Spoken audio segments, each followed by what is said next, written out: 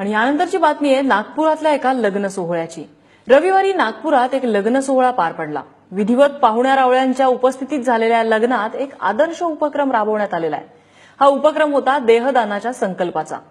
प्रियंका बागडे आणि योगेश वनकर या वधूवरांनी नव्या आयुष्याची सुरुवात करताना समाजाचं देणं फेडण्याचा प्रयत्न केला। लग्नाच्या दिवशीच या दोघांनी देहदान आणि अवयवदानाचा संकल्प केला, तसा रीतसर फॉर्मही भरला। लग्नाला आलेल्या नातेवाईकांनीही या दानाचं महत्त्व पटवून त्यांना दिलं आणि या सोहळ्यामध्ये एकूण 30 जणांनी अवयवदान आणि देहदानासाठी नोंदणी केलेली आहे। प्रियंका आणि योगेशचा पेबॅक सोसायटीचा हा उपक्रम अनेकांसाठी आदर्श ठरलेला आहे। कोणी पाण्यामध्ये लग्न केलं त्याचं खूप मोठी न्यूज होते, एव्हरेस्टवर गेलं त्याचं खूप मोठं न्यूज होतं, पण त्याचं समाजामध्ये असं काही मोठं बेनिफिट होत नाही, समाजाला एक आदर्श काही मिळत नाही।